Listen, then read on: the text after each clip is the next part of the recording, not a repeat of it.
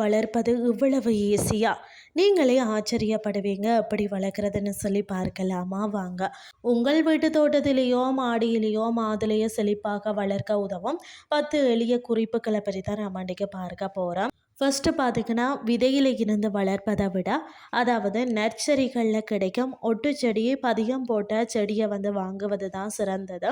இது சீக்கிரமாகவே பூத்து காய்க்க தொடங்கிவிடும். மாதுளை மரமாக வளரக்கூடியது என்றதால் மாடியில் வளர்ப்பவர்கள் குறைந்தது 20 முதல் 24 இன்ச் அளவு பெரிய தொட்டி பயன்படுத்துவது செடியின் வேர் வளர்ச்சிக்கு மிகவும் முக்கியம். செம்மண், மண்புழு உரம் இதெல்லாம் பார்த்திங்கன்னா சம அளவில் கலந்த மண் கலவையை தயார் செய்யுங்கள்.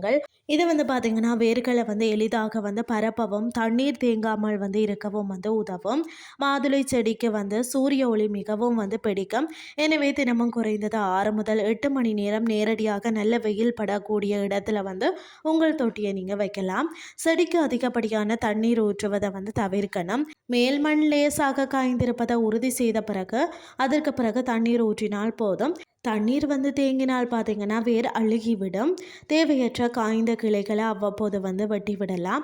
இது செடிக்கு நல்ல காற்றோட்டத்தை தருவதோடு புதிய கிளைகள் வேகமாக துளிர்க்கவும் உதவி செய்யும். மாதத்துக்கு பார்த்தீங்கன்னா ஒரு முறை தொழு உரம், பஞ்சகவ்ய அல்லது மண்புழு உரம் கொடுப்பது செடியின் ஆரோக்கியத்திற்கு நல்லது. அது மட்டும் இல்லாமல் பார்த்தீங்கன்னு சொன்னால் அந்த பூக்கள் பூக்கக்கூடிய நேரத்தில் வாழைப்பழ தோல் கரைசல் கொடுத்தால் பிஞ்சுகள் உதிராமல் இருக்கும். மாதுளையில் பார்த்தீங்கன்னா அசுவினி பூச்சிகள் மற்றது மாவு பூச்சிகள் வர வாய்ப்புள்ளது. இதை தடுக்கத்தான் 15 நாட்களுக்கு ஒரு முறை வேப்பெண்ணெய் கரைசலை தண்ணீரில் கலந்து செடி முழுவதும் ஸ்ப்ரே செய்து வாருங்கள். மாடி தோட்டத்தில் சில நேரங்களில் தேனீக்கள் வருவது குறைவும். அதனால் பூக்கள் நிறைய பூத்ததும் ஒரு சிறிய ப்ரெஸ் மூலம் நீங்கள் ஒரு கைமுறை மகரந்த சேர்க்கையை செய்துவிட்டால் நிறைய காய்கள் பிடிக்கும். மாதுளை காய்க்க தொடங்கியதும் பொறுமை காப்பது முக்கியம். காய்கள் முழுமையாக பழுத்து தோளில் நிறம் மாறி லேசாக வெடிக்கும் நிலை வரும் வரை காத்திருந்ததுக்கு பிறகு தான் பறித்தேங்கன்னு சொன்னால் தான் உள்ளே முத்துக்கள் இனிப்பாக இருக்கும். சரியான சூரிய ஒளி, அளவான தண்ணீர் மற்றது கொஞ்சம் பராமரிப்பு இருந்தாலே போதும். உங்கள் வீட்டிலும் செடி நிறைய மாதுளை காய்க்கும்.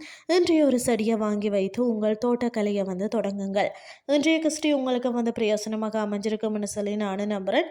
இதே மாதிரி மற்றொரு கிறிஸ்டின் வாயிலாக உங்களை சந்திக்கிறேன். நன்றி.